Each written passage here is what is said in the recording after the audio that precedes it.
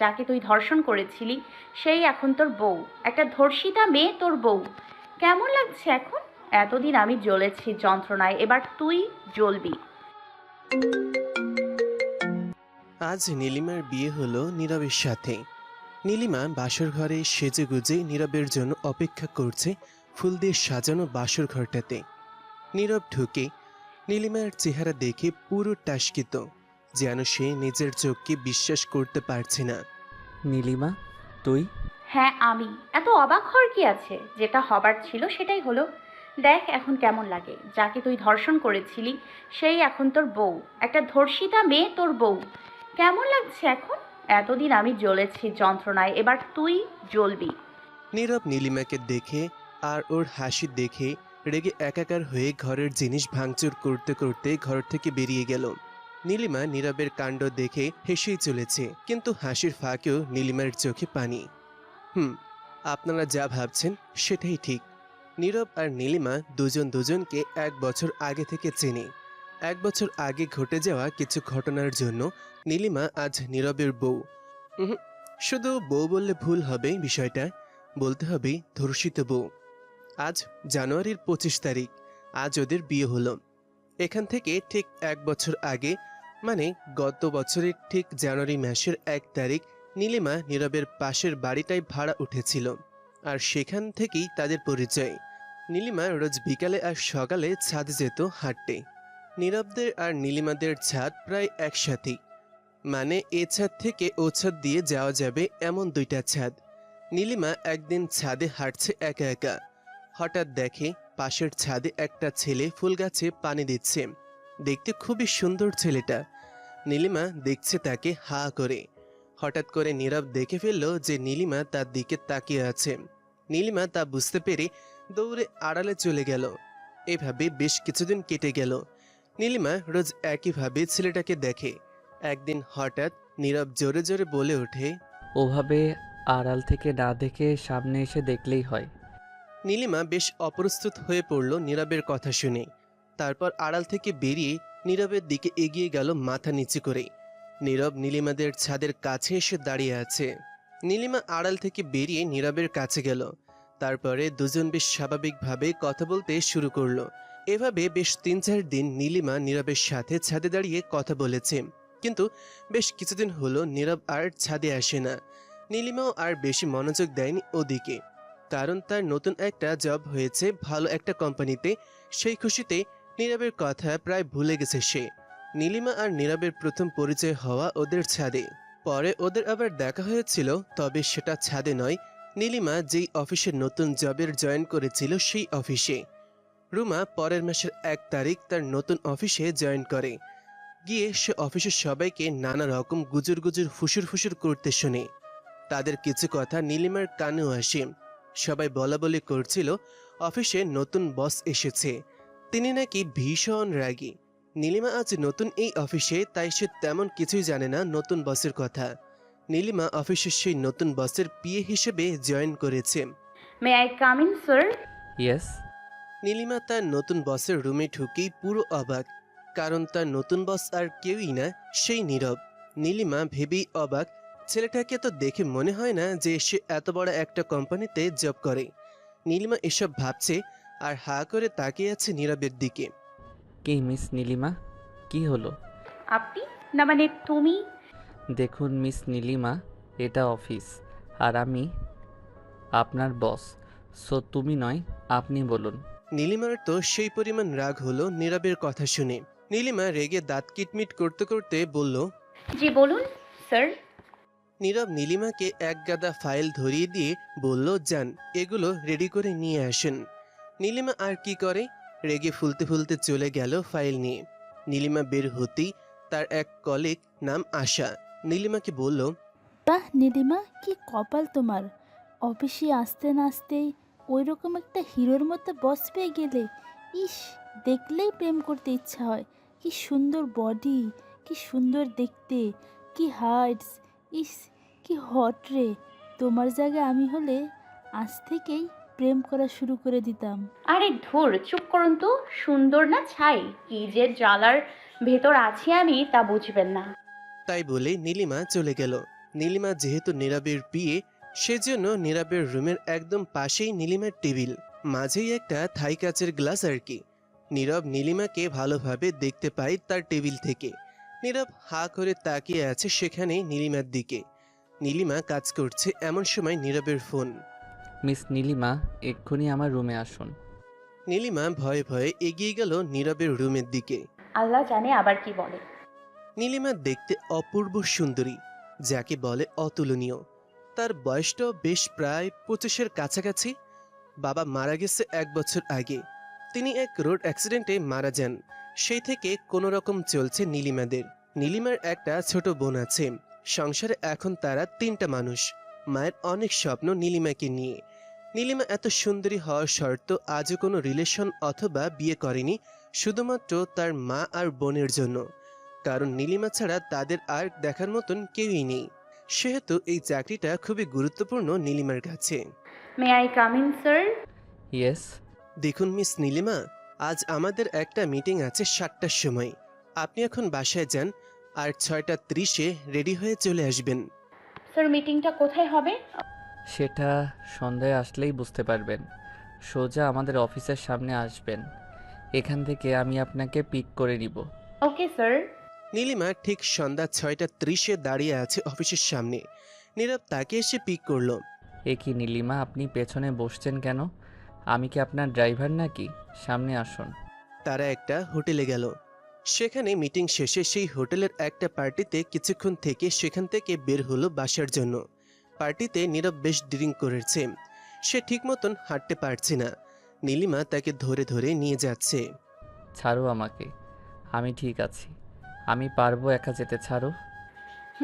সে তো দেখতেই পাচ্ছি। কেমন ঠিক আছেন মাতাল একটা। কি বললে তুমি? কি বললে? কিছু না। আচ্ছা স্যার, ছেড়ে দিলাম। হঠাৎ নীরব নীলিমার দিকে এগোতে লাগলো। তারপর নীরব নীলিমার কাছে এসে ধপাস করে পড়ে গেল নীলিমার গায়ের ওপর। নীলিমা গাড়ি চালাতে পারত, তাই সে কোনো রকমে নীরবকে বাড়ি পৌঁছে দিল। পরের দিন সকালে নীলিমা অফিসে গেল এবং আজ দুপুর প্রায় 1টা বাজতে গেল। নীরব এখনো একবারও ডাকেনি তাকে। নীলিমা এসব ভাবছে, হঠাৎ নীরবের কল আসলো। একটু আমার রুমে আসুন নীলিমা। জি স্যার, এক্ষুনি আসছি। জি বলুন স্যার। দেখুন মিস নীলিমা, কাল থেকে আপনি আমার রুমের ভেতর আপনার বসার ব্যবস্থা করুন। বারবার এভাবে আপনাকে ডাকতে ভালো লাগে না। আপনি আমার সামনে থাকলে ভালো হবে। এখন আমার লাঞ্চটা একটু টেবিলে সাজিয়ে দিন। দেখুন স্যার, এগুলো আমার কাজ না। অফিসে অনেক কাজের লোক আছে, এগুলো তাদের করে দিতে বলুন। নীলিমা খুব অপমানিত বোধ করলো নীরবের ব্যবহারে। কিছু না বলে সে খাবার টেবিলে খাবার সাজিয়ে দিয়ে চলে গেল। নীরব খেতে বসে মুচকি মুচকি হাসছে। নীলিমা তা দেখে ফেলল এবং আরো বেশি রেগে গেল। নীলিমা বাসায় গিয়ে চুপ করে বসে থাকলো আর মনে মনে নীরবকে গালাগাল দিতে লাগলো। পরের দিন 12টার সময় নীলিমা অফিসে গেছে। তার কিছুক্ষণ পরেই নীরব তাকে ডাকলো। ডেকে সে তার গায়ের কোটটা খুলে দিয়ে বলল। নীলিমা এতে আরো বেশি রেগে গেল। বলল, স্যার, আমি আপনার বাড়ির বউ না যে এসব করব। এগুলো আমার কাজ না। দয়া করে এই কাজগুলো আমাকে দিয়ে দ্বিতীয়বার আর করাবেন না। দুপুর 2টা। নীরব আবার নীলিমাকে ডাকলো। ডেকে বলল, নীলিমা, আমার লাঞ্চটা টেবিলে দাও, আমি ফ্রেশ হয়ে আসছি। নীলিমা আজ আর সহ্য করতে পারল না। মনে মনে সে একটা বদবুদ্ধি আটল। নীরব ফ্রেশ হতে গেছে, সেই ফাঁকে নীলিমা নীরবের সব খাবারে এক এক গাদা ঝালের গুঁড়ো মিশিয়ে দিল। তারপর খাবারগুলো সুন্দর করে টেবিলে সাজিয়ে চুপটি করে বসে থাকলো এক পাশে। নীরব ফ্রেশ হয়ে খেতে বসলো। প্রথম খাবারটা মুখে দিয়ে নীরবের ঝালের জীবনটা শেষ। সে ভাবল অন্য খাবার খাবে। এবার অন্য একটা খাবার নিয়ে খেয়ে দেখলো সেটা তো প্রচণ্ড রকমের ঝাল দেওয়া। নীরবের দমকল ডাকার মতন অবস্থা হয়ে গেল। কি হলো স্যার, খাচ্ছেন না যে? খাবারগুলো কি ভালো হয়নি? নীলিমা বলছে আর মুচকি মুচকি হাসছে। নীলিমার হাসি দেখে নীরবের আর বুঝতে বাকি থাকলো না যে খাবারের ঝাল নীলিমাই মিশিয়েছে। নীরব অতিরিক্ত ফর্সা, সেই জন্য ঝালে তার পুরো মুখটা লাল হয়ে গেছে। নীলিমা দেখে কিছুটা ভয় পেয়ে গেল আর ভাবলো হয়তো বেশি বাড়াবাড়ি হয়ে গেছে তার। নীরব রেগে মেগে একাকার। নীরব নীলিমার দিকে এগোতে লাগলো আর নীলিমা পেছাতে থাকলো। নীরব যত নীলিমার দিকে এগোয় নীলিমা ততই পেছাতে থাকে। একটা সময় নীলিমার পিঠ সেই কাচের দেয়ালে ঠেকল। ঠিক তখনই নীরব নীলিমার দুইটা হাত চেপে ধরল গ্লাসের সাথে। হঠাৎ নীরব নীলিমার ঠোঁটে কিস করে বসল রাগের চোটে। যতক্ষণ না নীরবের মুখের ঝাল কমছে ততক্ষণ নীরব রুমাকে কিস করেছে। নীলিমা পুরো অবাক হয়ে পাথরের মতন দাঁড়িয়ে রইল। নীলিমা কল্পনাও করেনি যে নীরব ওইরকম একটা কাজ করবে। অবশেষে প্রায় 10 মিনিট পর নীরব নীলিমাকে ছেড়ে দিল। নীলিমা রাগে ঘৃণায় কাঁদতে কাঁদতে সেখান থেকে বের হয়ে গেল। নীলিমা বসে বসে কাঁদছে। নীরব নীলিমার কান্না দেখে মনে মনে একটা কষ্ট পেল আর ভাবল কাজটা ঠিক হয়নি, নীলিমাকে ওভাবে কিস করাটা ঠিক হয়নি। পরের দিন নীলিমা ভাবল সে আর চাকরিটা করবে না। যেই ভাবা সেই কাজ। নীলিমা তার ডেস্কে বসে ইস্তফাপত্র লেখা শুরু করলো। নীরব তা বুঝতে পারল, কারণ নীরব কিছুটা হলেও বুঝতে পেরেছে যে কালকের ওই ঘটনার পরে হয়তো নীলিমা এই চাকরিটা আর করবে না। নীলিমা গটগট করে নীরবের রুমের দিকে এগিয়ে যাচ্ছে ইস্তফাপত্র দিতে। নীলিমা ইস্তফাপত্র দিতে যাচ্ছে নীরবের রুমে। যেই নীরবের রুমের দরজা খুলতে যাবে ঠিক সেই সময় নীলিমার মায়ের কল আসলো নীলিমার ফোনে। হ্যালো মা, বলো। আপু, মা না, আমি বলছি রীতা। কি হয়েছে রিতা? আপু, মায়ের সব ওষুধ শেষ। আজ দুপুরে মাকে ওষুধ খাওয়াতে এসে দেখি সব ওষুধ শেষ। আপু, তুমি বাড়ি ফেরার সময় নিয়ে এসো মায়ের ওষুধগুলো। কি হলো আপু, কথা বলছে না কেন? ঠিক আছে, আনবো। মায়ের দিকে খেয়াল রাখিস রিতা। আচ্ছা আপু, রাখলাম, বাই। নীলিমা তার ইস্তফাপত্রটা ছিঁড়ে ফেলল। হাজার সমস্যা হলেও এই চাকরিটা তাকে করতেই হবে। কিছুক্ষণের জন্য সে স্বার্থপর হয়ে শুধু নিজের সুবিধার কথা ভাবছিল, কিন্তু সে তো স্বার্থপর না, তাই সেই ইস্তফাপত্র আর জমা দেওয়া হলো না তার। ফিরে গেল নিজের টেবিলে।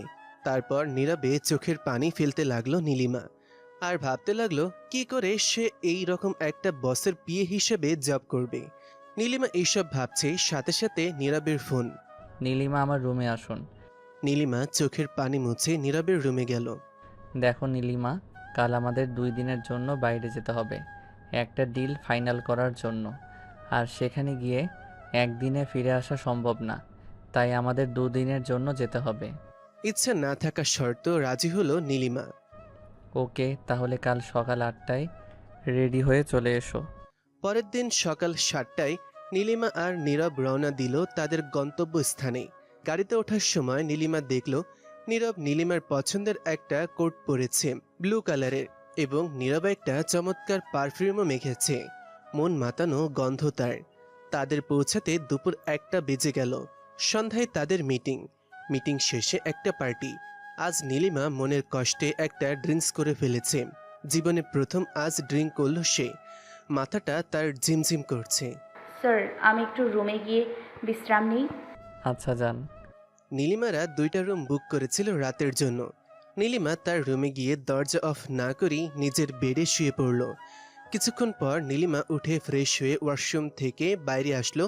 ঠিক তখনই তার রুমের লাইটটা নিভে গেল, আর নীলিমা সাথে সাথে সেই মনমতন নীরবের গায়ের পারফিউমের গন্ধটা পেল। কে নীরব স্যার? নীরব স্যার, আপনি কি এসছেন নাকি? কথা বলছেন না যে? স্যার স্যার, নীরব স্যার। নীলিমা কারো হালকা ছায়া দেখেছিল, কিন্তু যার ছায়া দেখেছিল সেই মানুষটা কোনো জবাব দিল না নীলিমার কথার। হঠাৎ সেই লোকটা নীলিমার মুখ চেপে ধরল এবং একটা কাপড় দিয়ে নীলিমার মুখটা বেঁধে ফেলল, আর তাকে জোর করে বেডে ছুঁড়ে ফেলল। লোকটা নীলিমার ওপর জানোয়ারের মতন ঝাঁপিয়ে পড়ল, ছিঁড়ে খেল নীলিমার দেহ। নীলিমা চিৎকার করতে পারছে না, মুখে তার কাপড় বাঁধা, শুধু তার চোখ দিয়ে অঝোর ধারায় পানি পড়ছে আর হাত পা ছোড়াছুড়ি করছে। নিজেকে রক্ষা করতে পারছে না নীলিমা। লোকটা নীলিমার দেহ ভোগ করছে জানোয়ারের মতো। নীলিমা কিছুক্ষণ পরে সেন্সলেস হয়ে পড়ল। সেন্স ফেরার পর নীলিমা দেখল পুরো ঘরটা আলোয় ভরা, বাতি জ্বলছে। নীলিমার শরীরের কাপড় নেই, সেগুলো বেডের একপাশে ফেলানো।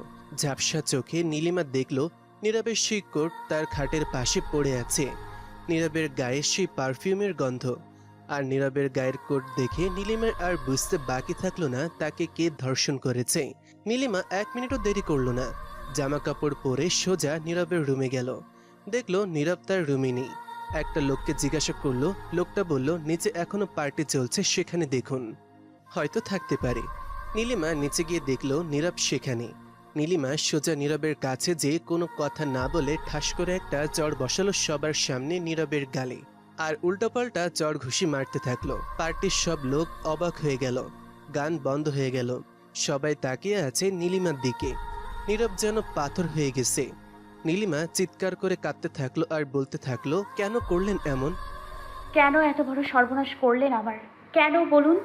পার্টির প্রতিটা লোক এক দৃষ্টিতে তাকিয়ে আছে তাদের দিকে। নীরব অপমানে লজ্জায় মাথা নিচু করে দাঁড়িয়ে থাকলো। কিন্তু সত্যি কি তাই? নীরব কি সত্যি ধর্ষণ করেছে তাকে? তবে কেন এই তার নীরবতা? আর ওই পারফিউমের সাথে ওই কোটটাই বা কার ছিল? ওগুলো তো নীরবেরই। নীরব নীলিমার দিকে হা করে তাকিয়ে আছে। নীলিমা তুমি কি বলছো? আমি কিছুই বুঝতে পারছি না। কি হয়েছে তোমার? আপনার কোটটা কোথায় স্যার? কোর্টে ড্রিঙ্ক পড়েছিল, তাই রুমে রেখে এসেছি। নীলিমা আবার নীরবের গালে সপাটে একটা চড় মারলো আর বলল, মিথ্যুক কোথাকার! যেদিন তুই আমাকে কিস করেছিলি সেদিন আমি বুঝতে পেরেছিলাম তুই একটা আস্ত অমানুষ। শুনুন আপনারা সবাই, হ্যাঁ আপনাদের বলছি, যারা এই পার্টিতে উপস্থিত আছেন তাদের বলছি, এই লোকটি আমার অসহায়ত্বের সুযোগ নিয়ে আমাকে ধর্ষণ করেছে।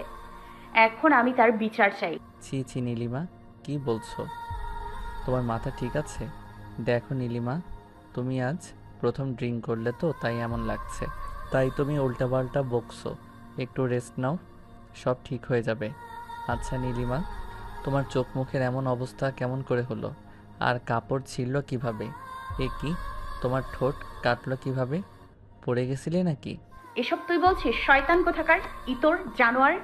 হঠাৎ পার্টির একটা লোক বলে উঠল, একদম মিথ্যা বলবেন না। বুঝতে পেরেছি আপনারা সবাই নীরবের সাথে জড়িত। তাই বলে নীলিমা গটগট করে সেখান থেকে বের হয়ে নিজের রুমে চলে গেল এবং রুমে গিয়ে নিজের জামা কাপড় গোছাতে থাকলো।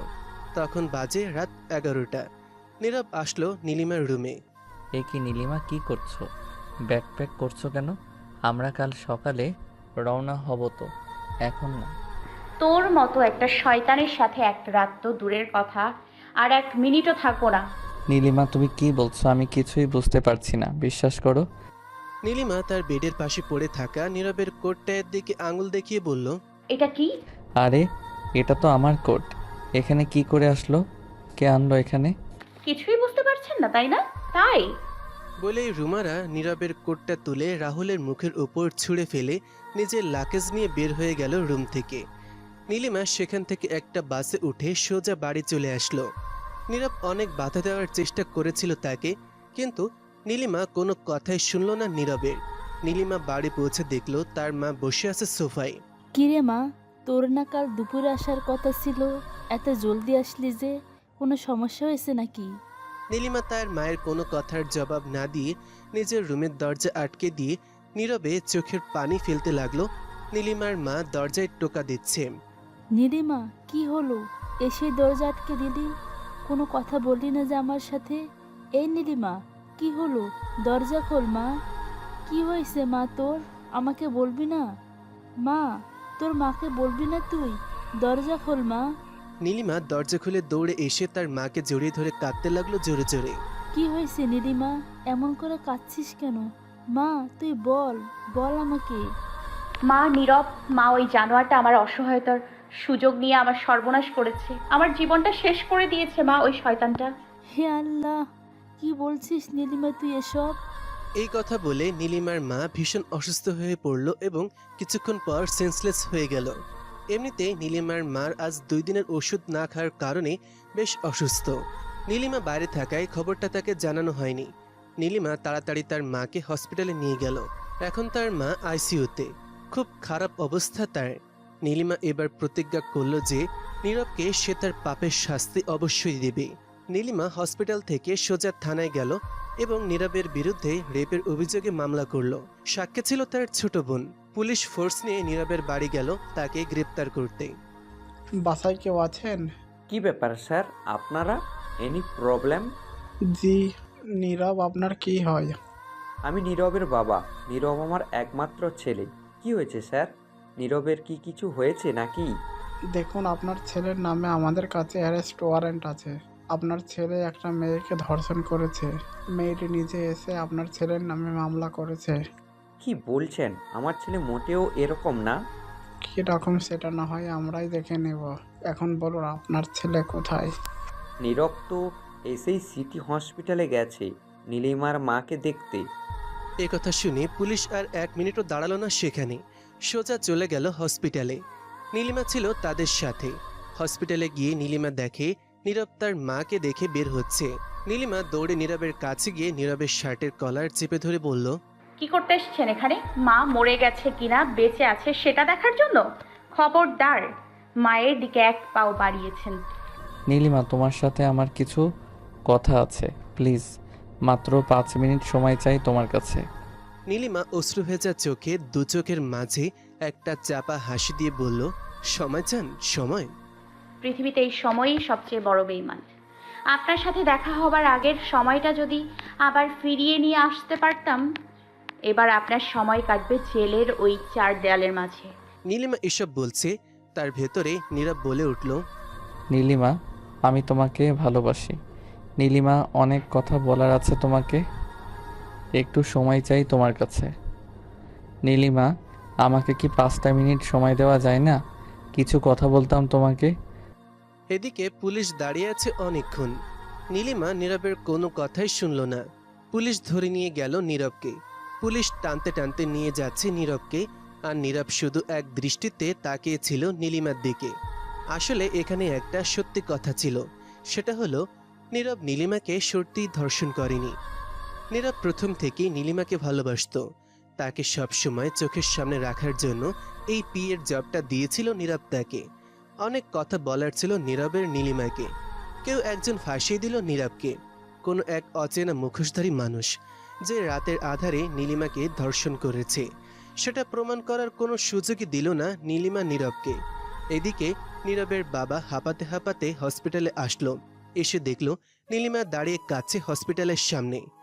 মা, নীলিমা। আপনি এখানে? রোশানা, আমার ছেলেটা এত খারাপ কাজ কখনো করতে পারে না। আমি বিশ্বাস করি না। তোমার কোথাও ভুল হচ্ছে। আমার ছেলেটার জীবন তুমি নষ্ট করে দিও না। বাহ কাকু, আপনি শুধু নিজের ছেলের কথাটাই ভাবলেন, আর আমার সাথে যে এত বড় একটা অন্যায় হলো সেটা আপনার চোখে পড়লো না?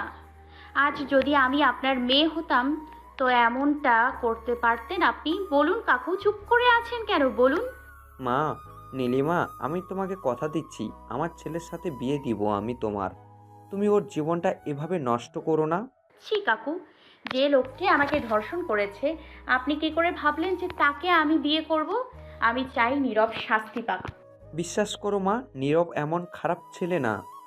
দেখুন কাকু, অনেক বলেছেন, আর না, আপনি বয়সে বড়, তাই সম্মানের সাথে বলছি, চলে যান এখান থেকে। নীরবের বাবা মাথা নিচু করে সেখান থেকে চলে গেল।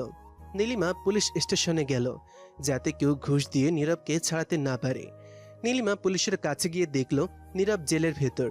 নীলিমা আস্তে করে নীরবের গ্রিলের সামনে গিয়ে দাঁড়ালো, গিয়ে নীরবকে ডাকলো। নীরব সাথে সাথে ছুটে আসলো নীলিমার কাছে। নীরব রুমের ভেতর আর নীলিমা বাইরে, মাঝে একটা গ্রিল। কেমন লাগছে নীরব স্যার? এখন পচে মরবেন আপনি এই 4 দেয়ালের ভেতর। দেখি কে বাঁচায় আপনাকে। আপনি আমার জীবনটা যেভাবে শেষ করে দিয়েছেন, আমি আপনার জীবনটা শেষ করে দিব। তোমাকে ভালোবাসতাম আমি নীলিমা, কিন্তু আজ তুমি যেটা করলে সেটা সারা জীবন মনে থাকবে আমার। আমি কোনো দোষ না করেও আর জেলে। আর যাও যাও, যে তোমাকে রেপ করেছে তাকে খুঁজে বার করো। একটা কথা কি জানো তো, তোমাকে ভালোবাসাটা ছিল আমার জীবনে সব থেকে বড় ভুল, আর তাই সেই ভুলের মাসুল আজ দিতে হচ্ছে আমাকে। আমার লাইফ, ক্যারিয়ার, মান সম্মান সব শেষ করে দিলে তুমি। আমি যে তোমাকে রেপ করিনি সেটা একবার অন্তত প্রমাণ করার সুযোগ দিতে পারতে তুমি আমাকে। জানি না কিসের প্রতিশোধ নিচ্ছ তুমি আমার থেকে, তবে একটা কথা মনে রেখো, এতদিন যতটা ভালোবাসতাম তোমাকে, আজ এই মুহূর্ত থেকে তার থেকে 1000 গুণ বেশি ঘৃণা করতে শুরু করলাম আমি তোমাকে। ধর্ষণের অভিযোগ করেছো তুমি আমার নামে, আর কোনোদিন হয়তো আমি সমাজে মাথা উঁচু করে কথা বলতে পারবো না। আজ থেকে তুমি হলে আমার সব থেকে বড় শত্রু। তুমি আমার জীবনের সবচেয়ে বড় শত্রু। তোমাকে আমি ছাড়বো না। আরে আরে ধুর, আপনার আবার মান সম্মান, সেটার মানে বোঝেন আপনি? আর পড়ে থাকলো আপনার কথা, ওই পবিত্র কথা আপনার ওই নোংরা মুখে উচ্চারণ করবেন না, তাতে ভালোবাসার অসম্মান করা হবে। নীলিমা, আমি তো এখান থেকে বের হবই, আজ না হয় কাল। এতদিন আমার ভালোবাসা দেখেছো, এবার দেখবে আমি কতটা খারাপ হতে পারি। আসলে একটা কথা জানেন, একটা ভালো মানুষ যখন খারাপ হয় তখন সে একাই 10টা খারাপ মানুষের থেকেও ভয়ানক হয়ে ওঠে। ভালোবাসা যখন ঘৃণায় পরিণত হয় তখন সেটা পৃথিবীর সব ভালোবাসাকে হার মানিয়ে দেয়। অন্যায় না করে সাজা ভোগ করতে কারোরই ভালো লাগে না। আজ থেকে শুরু হলো নীরব নীলিমার শত্রুতা। ভালোবাসা ঘৃণায় পরিণত হলে সেটা ভয়ানক রূপ ধারণ করে। নীলিমা নীরবের কথাগুলো চুপ করে শুনে হাসতে থাকলো। নীলিমা নীরবের কথাগুলো চুপ করে শুনে হাসতে হাসতে সেখান থেকে বের হয়ে গেল। নীরব এখন প্রতিশোধের আগুনে জ্বলছে। সে কিন্তু বেশি দিন জেলে থাকেনি। নীলিমা নিজে করা তার অভিযোগ তুলে নিয়েছিল, কিন্তু কেন? নীলিমা কেন তার করা অভিযোগ তুলে নিল? এত ঘৃণা আর রাগ কোথায় গেল নীলিমার? কেন অভিযোগ তুলে নিল নীলিমা? কি কারণ ছিল তার পেছনে? নীলিমা সেদিন নীরবের সাথে দেখা করে চলে আসার পর নীলিমা হসপিটালে যায় তার মাকে দেখতে। নীলিমার মা তার কিছুদিন পর মারা যান। তিনি মারা যাওয়ার আগে নীলিমাকে কিছু কথা বলে যান। বলেছিলেন, মা নীলিমা, তুই আমার একটা শেষ ইচ্ছা পূরণ করবি। কি মা, বলো। তুই নীরবের বিরুদ্ধে যে রেপের অভিযোগ করেছিস সেটা তুলে নিবি, ওকে জেল থেকে মুক্ত করবি। কথা দে মা, কথা দে। কিন্তু কেন মা? যে তোমার মেয়ের সাথে এত বড় একটা অন্যায় করলো, তাকে তুমি কি এজন্য ছেড়ে দিতে বলছো মা? কিন্তু দুঃখের বিষয়টা এই কেনর কোনো উত্তরটা নীলিমার আর জানা হলো না। তার আগেই নীলিমার মা মারা যান। এই কেনর উত্তরটা নীরব জানে। আপনাদের হয়তো মনে আছে যে নীরবকে যেদিন পুলিশে ধরে নিয়ে যায়, নীরব সেদিন সকালে নীলিমার মায়ের সাথে দেখা করতে হসপিটালে গিয়েছিল। সেখানে নীলিমার মা আর নীরব ভেতরে কিছু কথা হয়েছিল। কথাগুলো জানতো নীলিমার মা, যিনি এখন বেঁচে নেই, আর নীরব জানে। নীরব হয়তো নীলিমার সাথে আর কথা বলবে না। সে এতটাই ঘৃণা করে নীলিমাকে এখন। নীলিমা যে নীরবকে জেল থেকে ছাড়িয়েছে সে বিষয়টা নীরব জানে না। নীলিমা এই বিষয়টা কাউকে বলতে বারণ করেছিল নীরবকে। নীলিমা চায় না যে নীরবের সাথে তার আর দেখা হোক বা কথা হোক। তবে নীরব জেল থেকে ছাড়া পেয়েছিল ঠিকই, কিন্তু সে সমাজের মানুষের কথার জেলে আটকা পড়েছিল। তার এলাকায় টিকে থাকা অসম্ভব হয়ে পড়েছিল। সমাজের মানুষের নোংরা নোংরা কথা নীরবকে যেন প্রতি মুহূর্তে মৃত্যু যন্ত্রণা দিয়ে মারছিল। এদিকে নীলিমারও একই অবস্থা। ধর্ষিতার কলঙ্ক মাথায় নিয়ে সমাজে টিকে থাকা অসম্ভব হচ্ছিল। অনেকে তাদের দুজনের বিয়ে দেওয়ার কথাও বলেছে, কিন্তু নীরব নীলিমাকে বিয়ে করতেও রাজি না। অপরদিকে নীলিমাও নীরবকে বিয়ে করতে রাজি না। এলাকার লোকজন আর নীরবের বাবা মিলে নীলিমাকে অনেক জোরাজোরি করে বিয়েতে রাজি করালো। নীলিমা বিয়েতে রাজি হওয়ার পেছনে একটা কারণ তো অবশ্যই ছিল। সেটা হলো নীলিমা ভেবেছে সে নীরবকে বিয়ে করে তার ওপর প্রতিশোধ নেবে, নীরবকে কাছ থেকে একটু একটু করে যন্ত্রণা দিয়ে শেষ করে দেবে। নীলিমা রাজি হলো বিয়েতে। তবে একদিন সকালে নীলিমা হঠাৎ নীরবের বাবাকে ফোন করে দেখা করতে বলে তার সাথে। নীরবের বাবা রাজি হয় দেখা করতে গেল তিনি নীলিমার সাথে। নীরবের বাবা বলল, কি ব্যাপার নীলিমা মা, তুমি আবার এটা বলতে আমাকে ডাকনি তো যে তুমি নীরবকে বিয়ে করবে না? দেখো মা, আমাদের মান সম্মান এখন তোমার হাতে। তুমি যে নীরবের ওপর থেকে ধর্ষণের অভিযোগ তুলে নিয়েছো তাতে আমি অনেক কৃতজ্ঞ তোমার প্রতি। কিন্তু মা, সমাজের মানুষের মুখ বন্ধ করতে হলে তোমাদের বিয়ে হওয়াটা ভীষণ দরকার। কাকু, আপনি যদি সত্যি চান যে বিয়েটা হোক, তাহলে আপনাকে আমার কিছু শর্ত আপনাকে মানতে হবে। কি শর্ত? দেখুন কাকু, নীরব যদি শোনে যে বিয়েটা আমার সাথে হচ্ছে, তাহলে সে কখনো এই বিয়েতে রাজি হবে না। আপনি ওকে বলবেন ওর অন্য একটা মেয়ের সাথে বিয়ে হচ্ছে। নীরব হয়তো এই মুহূর্তে বিয়ে কাউকেই করতে রাজি হবে না, আর ওকে রাজি করানোটা আপনার দায়িত্ব। আপনি শুধু ওকে জানতে দেবেন না যে বিয়েটা আমার সাথে হচ্ছে। ওকে অন্য একটা মেয়ে দেখাবেন, আর বিয়ের দিনকার ব্যাপারটা আমি সামলে নিব। আমি দেখব যাতে ও বিয়ের দিন আমাকে না দেখতে পায়। যদি জেনে যাই তো তখন কি হবে? আপনি কিছু ভাববেন না, আপনি শুধু যা যা বলেছি তাই করুন, আর বিয়ের আয়োজন শুরু করুন। নীরব যাতে বিয়ের আগে না দেখতে পারে সে দায়িত্ব আমার। নীরব কিছুতেই রাজি হচ্ছিল না বিয়েতে। তার বাবা অনেক কষ্ট রাজি করালো তাকে। নীরবের বাবা বলেছিলেন, নীরব, তুই যদি বিয়ে না করিস তো আমার মরা মুখ দেখবি। সবার হয়তো জানা আছে এই কথাটা। বাবা মা সব থেকে বড় অস্ত্র সন্তানের জন্য। নীরবের মা নেই। ছোটবেলা থেকে তার বাবা মায়ের ভালোবাসা দিয়ে তাকে মানুষ করেছে, কখনো মায়ের অভাব বুঝতে দেয়নি। বাবাকে নীরব পাগলের মতন ভালোবাসে, তাই সে বাবার কথা ফেলতে পারেনি। তবে বাবা, আমার একটা কথা রাখতে হবে। কি বল? বাবা, আমি মেয়ে দেখব না। মেয়ে তো তুমি দেখেছো, সেটাই যথেষ্ট। আমি আর দেখব না। কিন্তু নীরব, না দেখে কি করে বিয়ে হয়? তিনি মুখে এ কথা বললেও মনে মনে কিন্তু অনেক খুশি হয়েছেন মেয়ে দেখানোর থেকে বেঁচে গেল। নীরবের বাবা মনে মনে অনেক খুশি হলেন, কারণ মেয়ে দেখানোর ঝামেলাটা তার ঘাড় থেকে নামলো। বিয়ের আয়োজন শুরু হয়ে গেল। নীলিমা বিয়ের দিন মুখের উপর এক হাত ঘোমটা দিয়েছিল, যাতে নীরব তার মুখ দেখতে না পায়। আর নীরবও বিয়ের কনেকে দেখার কোনো কৌতূহল দেখায়নি। মনে হচ্ছিল তার কাছে এই বিয়েটার কোনো মূল্য নেই। আর এই মুহূর্তে তার মন মানসিকতাও ঠিক নেই। বিয়েটা কোনো রকম সাদামাটা করে ছোটখাটো আয়োজন করে শেষ হলো। আর এখন নীলিমা বাসর ঘরে বসে আছে। বসে বসে নীলিমা এই কথাগুলো কল্পনা করছিল। নীরব তো নীলিমাকে দেখে রেগে বের হয়ে গেল রুম থেকে। আর নীলিমা বসে বসে কাটছে এটা ভেবে যে এখন এই লোকটার সাথে তাকে সারা জীবন কাটাতে হবে। নীরব রাত 10টায় বাড়ি ফিরল ড্রিঙ্ক করে। ফিরে দেখল নীলিমা সেই বিয়ের শাড়ি পরা অবস্থায় মেঝেতে ঘুমিয়ে পড়েছে। তার চোখের কোণে পানি জমে আছে। মনে হয় কাঁদছিল নীলিমা। নীরবের নীলিমাকে দেখে মায়া হলো। নীরব আস্তে আস্তে নীলিমার পাশে গিয়ে বসল। নীরব এক দৃষ্টিতে তাকিয়ে আছে নীলিমার দিকে। নীলিমার মুখের ওপর চুল পড়ে আছে। নীরব তার হাত দিয়ে আলতো করে নীলিমার মুখের ওপরে পড়ে থাকা চুলগুলো সরিয়ে দিল। আর তার সাথে নীরব বলল, ভালোবাসতাম আমি তোমাকে নীলিমা, খুব ভালোবাসতাম। তোমাকে আমি কি করে ধর্ষণ করব বলো? ভালোবাসার মানুষকে কি কেউ ধর্ষণ করে বলো? নীরবের মুখটা নীলিমার থেকে 1 ইঞ্চি দূরে। নীলিমা নীরবের নিঃশ্বাসের গরম হাওয়া তার মুখে অনুভব করে এবং তার ঘুম ভেঙে যায়। তাড়াহুড়া করে উঠতে গিয়ে নীরবের ঠোঁটের সাথে নীলিমার ঠোঁটের ছোঁয়া লাগে। নীলিমা ভাবে নীরব তাকে কিস করেছে আবার। নীলিমা রেগে গিয়ে ঠাস করে একটা চড় মারে নীরবের মুখে।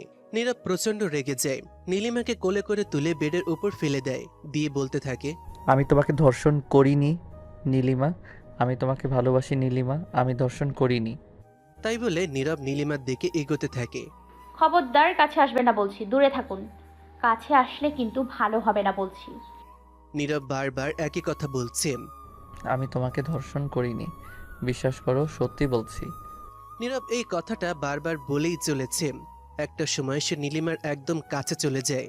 নীলিমাকে জড়িয়ে ধরে বলে, ভালোবাসি তোমাকে, আমি কি করে ধর্ষণ করতে পারি বলো? নীরব কোনো কথা বলল না। আস্তে করে নীলিমার কপালে একটা কিস করলো এবং বেশ কিছুক্ষণ নীলিমার দিকে তাকিয়ে থাকলো। হঠাৎ সেন্সলেস হয়ে নীলিমার গায়ের ওপর পড়ে গেল নীরব। নীলিমাকে যে লোকটা রেপ করেছিল সেদিন সেই লোকটার বুকে নীলিমা তার হাতের নখ দিয়ে আশ্রয় দিয়েছিল বেশ গভীরভাবে। কেটে গিয়েছিল লোকটার। নখের কাটা দাগটা সহজে ওঠে না। নীলিমা ভাবলো যদি নীরব রেপ করে থাকে তাহলে তো তার বুকে অবশ্যই সেই দাগটা থাকবে। যে করেই হোক দেখতে হবে নীরবের বুকে সেই দাগটা আছে কিনা। নীলিমা নীরবকে বেডে শুইয়ে দিল। তারপর নীরবের বুকের দাগটা দেখার জন্য শার্টের বোতাম খুলতে যাবে, এমন সময় নীরব ফট করে নীলিমার হাতটা চেপে ধরে আর বলে, তোমাকে অনেক ভালোবাসি নীলিমা, আমি অনেক ভালোবাসি তোমাকে। নীলিমা কিছুতেই হাতটা ছাড়াতে পারছে না। নীরব অনেক শক্ত করে ধরে আছে। নীলিমা কিছুতে ছাড়াতে পারছে না, এত শক্ত করে ধরেছে নীরব। নীরব কিন্তু বেহুশ। তার ভেতরে সে উল্টাপাল্টা বকছে। নীলিমা শেষ পর্যন্ত হাতটা ছাড়াতে না পেরে বসে থাকলো নীরবের পাশে। দেখা হলো না। নীলিমা বসে থাকতে থাকতে কখন যে ঘুমিয়ে পড়ল তা নিজেও জানে না। নীলিমা সকালে চোখ মিলতেই দেখল সে নীরবকে জড়িয়ে শুয়ে আছে। নীলিমা তাড়াহুড়া করে উঠে পড়ল। নীরব এখনো নীলিমার হাতটা ধরে আছে। নীলিমা টান দিয়ে হাতটা ছাড়িয়ে নিল। কিছুক্ষণ পর নীরব উঠল, দেখল নীলিমা নেই। সারা বাড়ি খুঁজতে থাকলো নীলিমাকে, কিন্তু কোথাও পেল না। বাবা, নীলিমাকে দেখেছো? নীলিমা অফিসে গেছে, আমাকে বলে গেছে যাওয়ার আগে। নীরব তার বাবাকে জিজ্ঞাসা করলো যে নীলিমা কোথায়। নীরবের বাবা বললেন যে নীলিমা অফিসে গেছে। নীরবের তো মেজাজ খারাপ হয়ে গেল। বিয়ের প্রথম দিনই অফিস। নীরব তাড়াতাড়ি করে রেডি হয়ে অফিসে গেল। গিয়ে দেখলো নীলিমা তার রুমে বসে আছে, হাতে একটা কাগজ। কি ব্যাপার নীলিমা, সকালে আমাকে কিছু না বলে এভাবে চলে আসলে যে? দেখুন স্যার, এটা অফিস, আর এখানে আপনার আর আমার সম্পর্ক। আপনি আমার বস আর আমি আপনার পিএ, এর বেশি কিছুই না। আর ভুল করেও তুমি না আপনি বলবেন, ওকে? তাই বলে চলে গেল নীলিমা। নীলিমা আসলে আবারও ইস্তফা দিতে গিয়েছিল, কিন্তু সে ভাবলো সে সবসময় নীরবের সামনে থেকে তাকে অপমান করে তার প্রতিশোধ নেবে। সেই কারণে সে আর ইস্তফা দিল না, ছিঁড়ে ফেললো আবারও ইস্তফা। শুরু হলো নীরব আর নীলিমার ভেতরে শত্রুতা। অফিসে নীলিমার এক কলিগ নীলিমাকে পছন্দ করত, তার নাম আলিফ। নীলিমা নীরবকে দেখিয়ে দেখিয়ে আলিফের সাথে কথা বলতো, তা দেখে নীরবের রাগ হতো। নীলিমা সেটা বুঝতে পারত এবং যে কাজগুলো করলে নীরব রেগে যেত, নীলিমা সবসময় সেইগুলোই করত। সবসময় আলিফের সাথে বাইরে যেত। নীরব সব দেখেও চুপ করে থাকতো আর মনে মনে কষ্ট পেত। নীরব মুখে বলেছিল যে সে প্রতিশোধ নেবে নীলিমার উপরে, কিন্তু নীরব তো নীলিমাকে ভালোবাসে। সে কি করে তার উপর প্রতিশোধ নিতে পারে না নীরব, বারবার চেষ্টা করেও পারে না। একদিন আরিফ তার জন্মদিনের একটা পার্টি রাখে এবং অফিসের সবাইকে ইনভাইট করে। নীরব আর নীলিমাকে আলাদাভাবে ইনভাইট করে সে। সন্ধ্যা 7টায় সে পার্টি। নীলিমা খুব সুন্দর করে সেজেছে, অপূর্ব লাগছে তাকে। এমনিতেই সে অপরূপা সুন্দরী। দুজন একসাথে বের হচ্ছে পার্টিতে যাবার জন্য। হঠাৎ নীলিমা সিঁড়িতে পা পিছলে পড়ে নীরবের গায়ের উপর পড়ে গেল। নীরব হা করে তাকিয়ে আছে নীলিমার দিকে। কি অপূর্ব লাগছে আজ নীলিমাকে। শালা আলিফের অফিসে এত মেয়ে থাকতে কেন যে আমার বউয়ের দিকে নজর কে জানে। শালা লুচ্ছে একটা। বাগে পাই একদিন পড়ে দেব আচ্ছা মতো রাম পেদানি। নীরব কথাগুলো মনে মনে ভাবছে। নীরব নীলিমাকে দেখে চোখ সরাতে পারছে না। সে যেন নিজের ভেতর থেকে হারিয়ে গেল। হঠাৎ নীলিমার দিকে এগিয়ে গেল কিস করার জন্য। নীলিমা ধাক্কা দিয়ে সরিয়ে দিল নীরবকে। নীরব কিছুটা অপমানিত হলো। নিজের বউকে কিস করতে পারল না সে। এতটুকু অধিকার নেই তার স্বামী হিসেবে। নীরবের মাথায় একটা বদবুদ্ধি এলো। নীলিমা চলে যাচ্ছে এমন সময় নীরব বলে উঠল, নীলিমা সাবধান, সামনে সাপ। নীলিমাকে আঁকড়ে ধরে, ওরে আল্লাহ রে! ওরে চিল্লাতে চিল্লাতে দৌড়ে এসে নীরবকে জড়িয়ে ধরলো। বাঁচাও, বাঁচাও, সাপ, সাপ! নীরব হেসে দিল নীলিমার কাণ্ড দেখে। নীরবও নীলিমাকে জড়িয়ে ধরল। নীলিমা বুঝতে পারল ঘটনা পুরো মিথ্যে, সব নীরবের মিথ্যে কথা। ছাড়ুন বলছি, আমাকে ছাড়ুন। না ছাড়বো না। কেন ছাড়বো? আমি আমার বউকে জড়িয়ে ধরেছি, অন্য কাউকে তো না। ছাড়ুন বলছি আমাকে। হুম, ছাড়বই না। আমি আমার বউকে জড়িয়ে ধরবো না তো বাইরের অন্য মেয়েদের জড়িয়ে ধরবো? তাই ধরেন গিয়ে, যান, ছাড়েন আমাকে। তাই বলে নীলিমা নীরবকে ধাক্কা দিয়ে সরিয়ে দিল এবং হনহন করে বাইরে চলে গেল পার্টির উদ্দেশ্যে। রাহুলও গেল পিছে পিছে। নীলিমার জন্য ট্যাক্সি অপেক্ষা করছে বাসার সামনে দাঁড়িয়ে, কিন্তু কোনো কিছুই পাচ্ছে না। তাই হাঁটতে লাগলো নীলিমা। আলিফের বাসা বেশি দূরে না তাদের বাসা থেকে। তাই সে হাঁটতে হাঁটতে এগোতে থাকলো। নীরব তার পেছন পেছন হাঁটছে। কিছুক্ষণ পর নীলিমার পেছন থেকে একটা মেয়ে চিৎকার করে উঠল, ছাড়ুন, ছাড়ুন বলছি, অসভ্য ইতর জানোয়ার, ছাড়ুন। তাই বলে মেয়েটা মারতে লাগলো নীরবকে। নীলিমা দৌড়ে গিয়ে বলল, সরি আপু, সরি। উনি আমার হাজবেন্ড, প্লিজ ছেড়ে দিন। একটু এদিকে আসুন আসলে কি জানেন তো, আমার হাজবেন্ডের মাথায় একটু সমস্যা, বুঝলেন? সেই কারণে মেয়ে দেখলেই এমন করে। সরি, কিছু মনে করবেন না, সরি। আচ্ছা, ইটস ওকে। তা আগে বলবেন তো যে তার মাথায় সমস্যা। আচ্ছা, সামনে রাখুন তাকে, বাই। নীলিমা আবল তাবল বলে নীরবকে মেয়েটার হাত থেকে বাঁচালো কোনো রকমে। তারপর রেগে ফুঁসতে ফুঁসতে নীরবের কাছে গেল।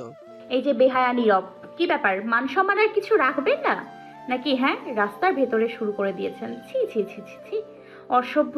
কেনই বা বলছি এসব কথা আপনাকে? আপনার মতো একটা লোক সব করতে পারেন। কেন এখন চিচি করছো কেন? তখন তো বললে যে অন্য মেয়েদের জড়িয়ে ধরতে। তার নিজের বউ যদি বলে তাহলে তো আর না করতে পারি না। তোমাকে তো ধরতে দেবে না, তাই এই ব্যবস্থা। কি আর করা, দুধের স্বাদ ঘোলে মেলাই আর কি। ছি ছি ছি, তাই বলে যাকে তাকে ছি ছি ছি। কোথায় আমি আর কোথায় ওই রাস্তার মেয়ে? বউ আর অন্য মেয়ে এক হলো? ছি। হুম। এই দেখো, ওই দেখো, নিজেই বলে এখন নিজেই চিচি করছে। তাহলে হলে তোমাকে জড়িয়ে ধরি একবার, প্লিজ প্লিজ একবার। তাই বলে নীরব জড়িয়ে ধরলো আবার নীলিমাকে। ছি, ছাড়ুন বলছি, ছাড়ুন। তাই বলে নীলিমা নীরবকে ছাড়িয়ে পার্টিতে চলে গেল। ওই মেয়েটার হাত থেকে নীলিমা যখন নীরবকে বাঁচালো, নীরব ভেবেছিল নীলিমা হয়তো একটু হলেও হয়তো তাকে ভালোবাসে, কিন্তু না, সে হয়তো এখনো বিশ্বাস করাতে পারেনি নীলিমাকে যে সে তাকে রেপ করেনি। নীলিমা এখনো আগের মতোই ঘৃণা করে তাকে। দুজন পার্টিতে পৌঁছে গেল। নীলিমার দিকে সবাই হা করে তাকিয়ে আছে। মনে হচ্ছে পার্টির আকর্ষণ পুরোটাই নীলিমাকে ঘিরে। আলিফ নীলিমার হাতে একটা কিস করে তাকে স্টেজের ওপর নিয়ে উঠল। নীলিমা কিছুই বুঝতে পারছে না আরিফ কেন করছে এগুলো। আলিফ কি করছো কি? আমাকে এখানে আনলে কেন? হাত ছাড়ো আমার, সবাই দেখছে। নীরব রেগে ফুঁসছে আলিফের কাজ দেখে। হঠাৎ আলিফ বলল, সবার দৃষ্টি আকর্ষণ করছি। এই যে আপনারা আমার সাথে যে অপূর্ব সুন্দরী রমণীকে দেখছেন, তার সাথে খুব তাড়াতাড়ি আমার বিয়ে হতে যাচ্ছে। আজ আমাদের এঙ্গেজমেন্টে পার্টি এটা। নীলিমা অবাক হয়ে তাকিয়ে আছে নীরবের দিকে। নীরবের এই বাড়াবাড়ি আর সহ্য করতে না পেরে নীলিমার কাছে যাবার জন্য পা বাড়ালো। ঠিক তখনই সবাইকে অবাক করে দিয়ে নীলিমা আলিফের গালে একটা চড় মারল। নীলিমা পার্টি ভর্তি লোকের সামনে আলিফের গালে চড় মারল। কি বলছেন কি আলিফ আপনি? মাথা ঠিক আছে আপনার? আপনি খুব ভালো করে জানেন যে আমি বিবাহিত। আপনার সাথে দুদিন ভালো করে কথা বলেছি আর আপনি এত কিছু ভেবে বসে থাকলেন? ছি ছি, আপনাকে একজন ভালো বন্ধু ভেবেছিলাম আর আপনি। এই শোনো, তোমাদের মতো মেয়েদের না খুব ভালো করে চেনা আছে, বুঝলে? নীরব স্যারের টাকা দেখে তাকে ফাঁসিয়ে গলায় ঝুলে পড়ছো। তো চলো আমার সাথে, চিন্তা করো না, বউ বানাবো না। শুধু এক রাতের জন্য চলো, টাকায় মুড়ে দিব। চলো চলো। নীলিমা অপমানে লজ্জায় সেখান থেকে চলে এসেছে। এমন সময় নীরব তার হাত টেনে ধরে সোজা আলিফের কাছে নিয়ে গেল। তারপর আলিফের গালে একটা চড় মারল নীরব। আর বলল, আমার বউকে অপমান করার সাহস হয় কি করে তোর? এতই যদি খারাপ তাহলে বিয়ে করার জন্য লাফাচ্ছিস কেন? কাল থেকে তোকে যেন আমার অফিসের আশেপাশেও না দেখি। আর হ্যাঁ, নীলিমা আমার গলায় ঝোলে না। ভালোবাসতাম আমি ওকে, তাই বিয়ে করেছি আমি। ও আমার অহংকার, মনে রাখিস। নীরব এসব কথা বলে নীলিমাকে নিয়ে সোজা বাসায় চলে আসলো। বাসায় আসার পর নীলিমাকে বলল, খুশি তো এবার? যাও, আর একটু বেশি করে মেশো ওই সব লোকদের সাথে। যাও। সব আপনার জন্য। না আমি আজ আপনাকে বিয়ে করতাম আর না আজ আমাকে এসব কথা শুনতে হতো। আপনি আমার জীবনটা নষ্ট করেছেন। আপনি আপনার লোভ আর আমার জীবনটা নষ্ট করেছে। নীলিমা কাঁদছে আর এসব কথা বলছে। আমি আর থাকবো না আপনার সাথে, আর না। আমি ডিভোর্স চাই কালই। না নীলিমা, না, এমনটা করো না তুমি। আমি থাকতে পারবো না তোমাকে ছাড়া। বিশ্বাস করো নীলিমা, আমি তোমাকে রেপ করি না। ওই দিন আমি তোমার রুমে যাইনি, তুমি যখন গিয়েছিলে রুমে। বিশ্বাস করো, আমাকে ছেড়ে যেও না তুমি নীলিমা, যেও না। বিশ্বাস? ওই শব্দটা আপনার মুখে মানাই না। আমিও করেছিলাম আপনাকে বিশ্বাস করেই বাইরে গিয়েছিলাম আপনার সাথে, আর আপনি তার সুযোগ নিয়ে আমার জীবনটা নষ্ট করেছেন। কি করলে বিশ্বাস করবে বলো তুমি? কি করব আমি তোমাকে বিশ্বাস করানোর জন্য? বলো নীলিমা, বলো। কাল সকালে আমার ডিভোর্স চাই, আর কোনো কথা না। না নীলিমা, আমি তোমাকে যেতে দেব না, আমাকে ছেড়ে কিছুতেই না। নীরব তাই বলে জোর করে নীলিমার সাথে ফিজিক্যাল রিলেশন করে। তারপর বলে, যাও এবার আমাকে ছেড়ে, দেখি কেমন পারো। চাইলেও পারবে না আমাকে ছেড়ে যেতে। জানোয়ার, আজ আবার একবার প্রমাণ করলি যে তুই মানুষ না, তুই একটা আস্ত অমানুষ। নীলিমা কাঁদছে আর বলছে, আজ আবার একবার ধর্ষিতা হলাম আমি। কি বলছো কি নীলিমা? আমি তোমার হাজবেন্ড, আমার তোমার উপর সম্পূর্ণ অধিকার আছে। তুমি এসব বলছো কেন? ছি ছি, আপনি নিজেকে স্বামী বলে দাবি করেন? আপনার কি মনে হয় কোনো স্বামী তার বউয়ের সাথে এমনটা করতে পারে? দেখো নীলিমা, আমি এটা করেছি শুধুমাত্র তোমাকে হারানোর ভয়ে, তুমি যাতে আমাকে ছেড়ে না যাও সেই জন্য। নীরব প্রচন্ড কষ্ট পায় নীলিমার কথা শুনে। সে নাকি আবার ধর্ষণ করলো তাকে। এই কথাটা শুনে নীরবের মাথায় আকাশ ভেঙে পড়ল। নীরব প্রতিদিন নেশা করে বাসায় ফিরতে শুরু করলো, আর নেশার ঘরে ওই একই কথা বিড়বিড় করতে থাকে রোজ। আমাকে ছেড়ে যেও না, অনেক ভালোবাসি আমি তোমাকে, ইত্যাদি। কয়েক মাস পরে হঠাৎ করে একদিন নীলিমা বুঝতে পারলো যে সে মা হতে চলেছে। এ কথা জানার পর থেকে নীলিমা অঝোর ধারায় কেঁদে চলেছে। দুদিন ধরে কিছুই খায়নি সে। নীরব এসব দেখে নীলিমাকে জিজ্ঞাসা করলো, তোমার কি হয়েছে নীলিমা? তুমি এভাবে কাঁদছো কেন? আমার সাথে থাকতে হচ্ছে বলে তুমি এমন করছো, তাই না? আচ্ছা নীলিমা, আমি কি এতটাই খারাপ যে আমার সাথে এক ছাদের নিচে থাকাও যায় না? আচ্ছা তুমি কি চাও? তুমি চাও যে আমি তোমাকে ডিভোর্স দেই সেটা? আচ্ছা তাই হবে, ডিভোর্স দেব। তুমি শুধু এভাবেই থেকো না আর এভাবে কেঁদো না। আমি আর সহ্য করতে পারছি না। আমার থেকে দূরে গেলে তুমি যদি ভালো থাকো তাহলে সেই ব্যবস্থাই করছি। ডিভোর্স দেবেন? শেষ সর্বনাশটা তো করেই দিয়েছেন আমার। ডিভোর্স দিয়ে আর কি হবে? মানে? মানে আপনার পাপের ফল এখন আমার পেটে। আমি প্রেগনেন্ট। এটা আমার জীবনের সব থেকে বড় কলঙ্ক।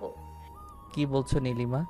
এত বড় একটা খুশির সংবাদ আর তুমি তাকে কলঙ্ক বলছো? একবার মুখে আটকালো না তোমার কথাটা বলতে? না আটকালো না, কারণ আমি একজন ধর্ষিতাকে, কারণ আমি একজন ধর্ষকের সন্তানের মা হতে চলেছি, কোনো ভালো মানুষের না। কি বলছো কি নীলিমা তুমি? আমি তোমার স্বামী। মানি না আমি আপনাকে আমার স্বামী।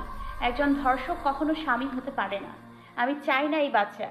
কালকে আমি হসপিটালে যাব। এই বাচ্চা আমি চাই না। নীরব নীলিমার কাছে এসে নীলিমাকে একটা চড় মারলো আর কাঁদতে কাঁদতে বলল, এটা আমাদের প্রথম সন্তান। কেমন মেয়ে তুমি যে নিজের প্রথম সন্তানকে রাখবে না বলছো? আচ্ছা রেখো না, যাও। আসলে মা হবার কোনো যোগ্যতাই নেই তোমার। নীরব আবার নীলিমার কাছে এসে বলল, এই নীলিমা, এমন কাজ করো না। আমার সন্তান আমাকে দিয়ে দিও, আমি মানুষ করব ওকে। নীরব ফ্লোরে হাঁটু গেড়ে বসে পড়লো, হাত জোর করে অনুরোধ করলো নীলিমাকে। নীলিমার কিছুটা কষ্ট হলো নীরবকে দেখে। সে কোনো কথা না বলে নীরবের চোখের পানি ফেলতে ফেলতে সেখান থেকে চলে গেল। পুরো রাতটাই দুজনের একজনও ঘুমায়নি। নীরব ব্যালকনিতে দাঁড়িয়ে আর নীলিমা মেঝেতে বসেই কাটিয়ে দিয়েছে। নীলিমা পরের দিন সকালে নীরবকে কিছু না বলেই হসপিটালে চলে গেল। কিন্তু সেখানে যাবার পর দেখলো একটা মহিলা তার বাচ্চা কোলে নিয়ে হসপিটাল থেকে বার হচ্ছে। দেখে নীলিমার বুকের ভেতরটা চিনচিন করে উঠল। নিজের পেটে হাত দিয়ে চিৎকার করে কাটতে লাগলো নীলিমা। বলল, আমিও মা হতে চাই, আদর করতে চাই, নিজের কোলে নিতে চাই নিজের সন্তানকে। নীলিমা নিজের পেটটা চেপে ধরে চিৎকার করে কাঁদতে কাঁদতে মাটিতে বসে পড়ল। কেন করলে নীরব তুমি আমার সাথে এমন?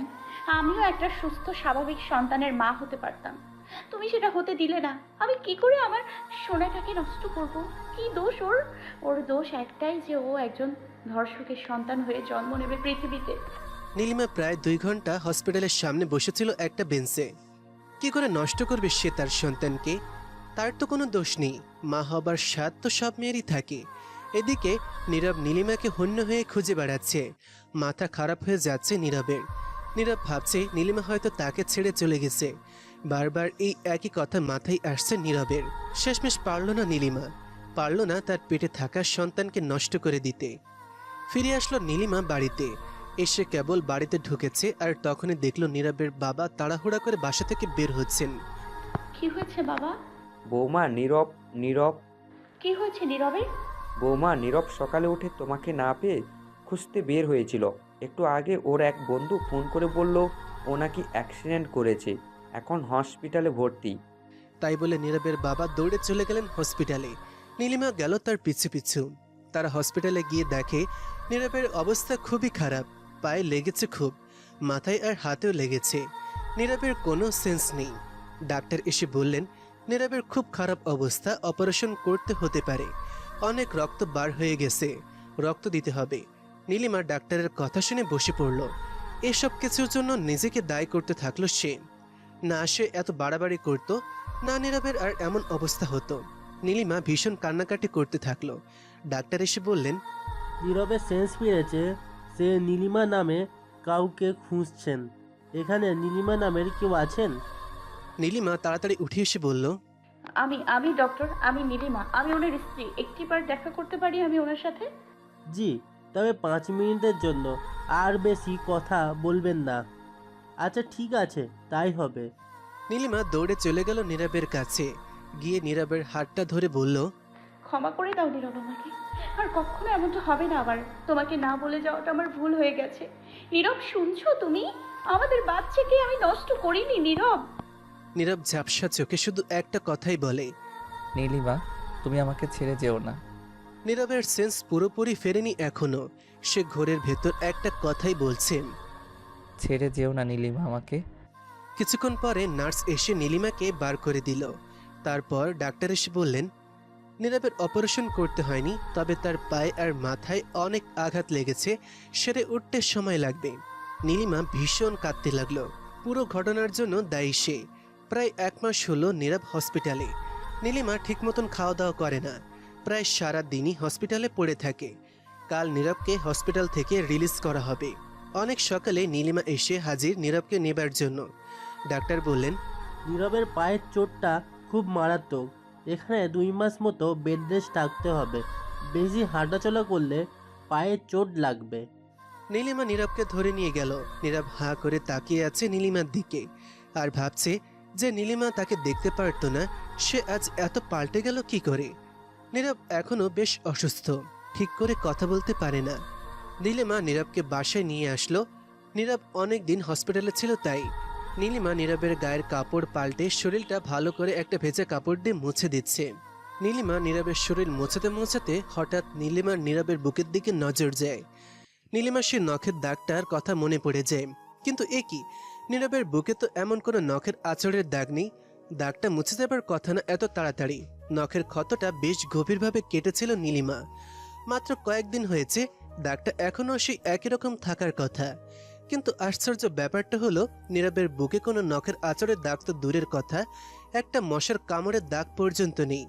নীরব অনেক ফর্সা, ক্ষতটা সেরে গেলেও দাগটা তো থাকার কথা।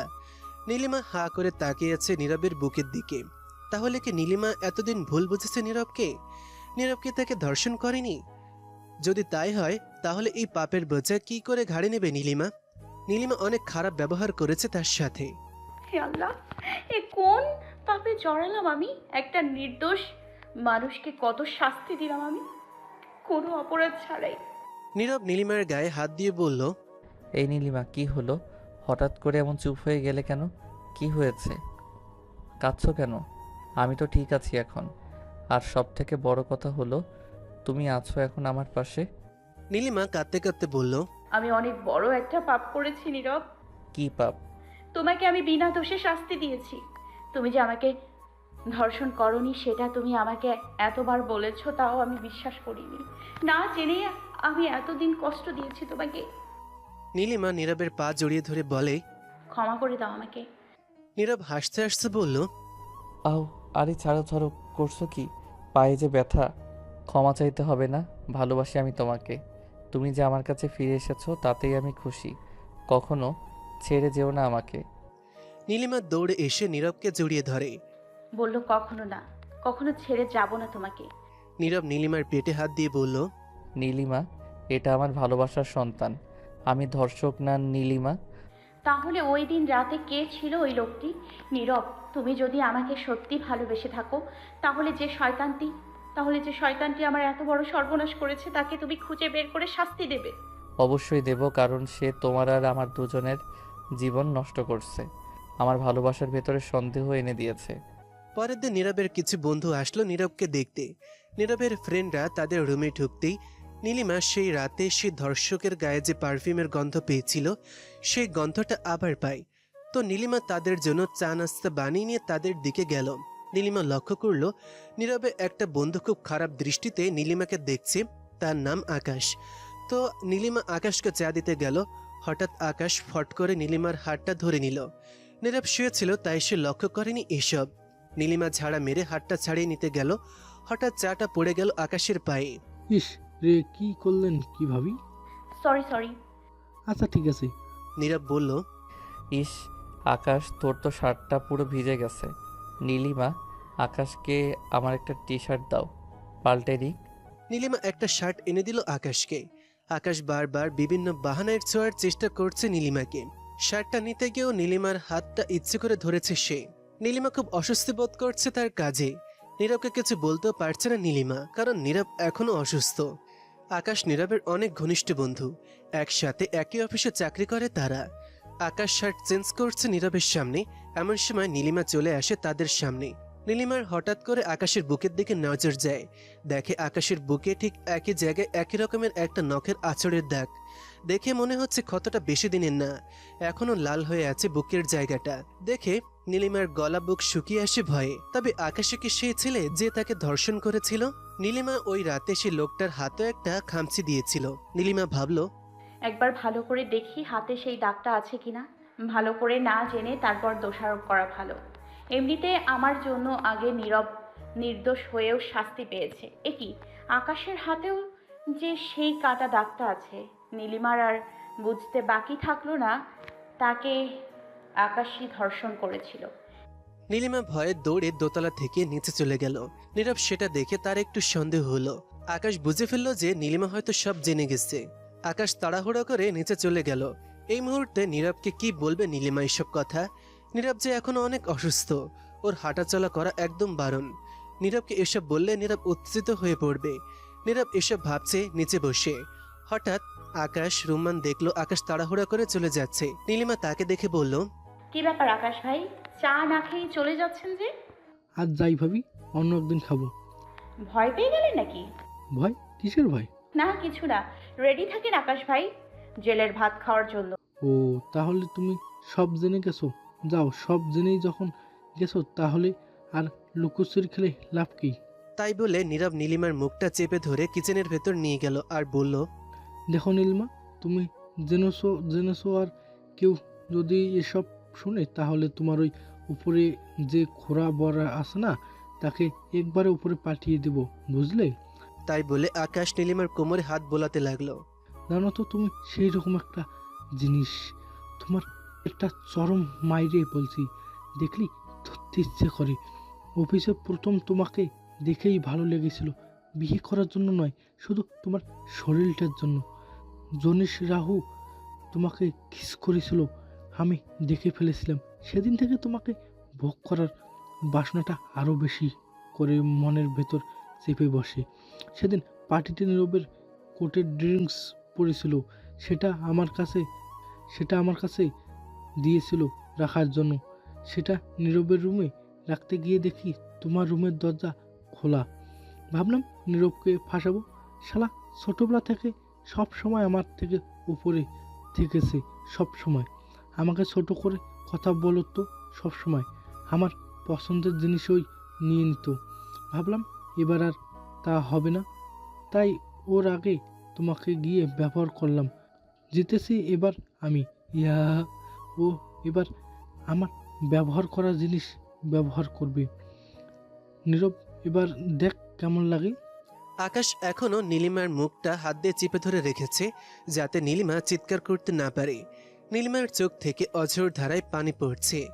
আর শোনো নীলিমা, এইসব কথা যদি তুমি আর আমি ছাড়া অন্য কারো কানে যায় তো নীরবকে তো শেষ করবই আগে, তারপর তোমার পালা। ও হ্যাঁ, তোমার বোনটা তো একা একা থাকে, তাই না? কথাগুলো ভালো করে মাথায় ঢুকাই নাও। কেউ যদি জানতে পারে বা তুমি যদি থানা পুলিশ করো তো আমি জেলে যাব, বাট তোমাদের খুন করে তারপর যাব। আকাশ এসব বলে নীলিমাকে মেঝেতে ফেলে দিয়ে চলে গেল। নীলিমা মেঝেতে বসে কাঁদতে লাগলো। কি করবে সে এখন? নীরব তো অসুস্থ, কাকে বলবে সে এখন এসব কথা? নীরব হাঁটাচলাও করতে পারছে না। এই সময় যদি আকাশ নীরবের কিছু একটা ক্ষতি করে দেয়, এমনিতেই আমার জন্য নীরব বিনা দোষে অনেক শাস্তি ভোগ করেছে। আর না, এসব কথা ভাবছে নীলিমা বসে বসে। নীলিমা দৌড়ে গিয়ে নীরবকে জাগিয়ে ধরে কাঁদতে লাগলো জোরে জোরে। কি হয়েছে নীলিমা, কাঁদছো কেন?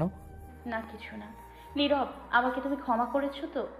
জানি তোমার কাছে ক্ষমা চাওয়ার কোনো মুখ আমার নেই, তবু আমাকে ক্ষমা করে দিও। আর শুধু আমার জন্য তোমার এই অবস্থা। আরে দূর পাগল, কি যে বলো না তুমি।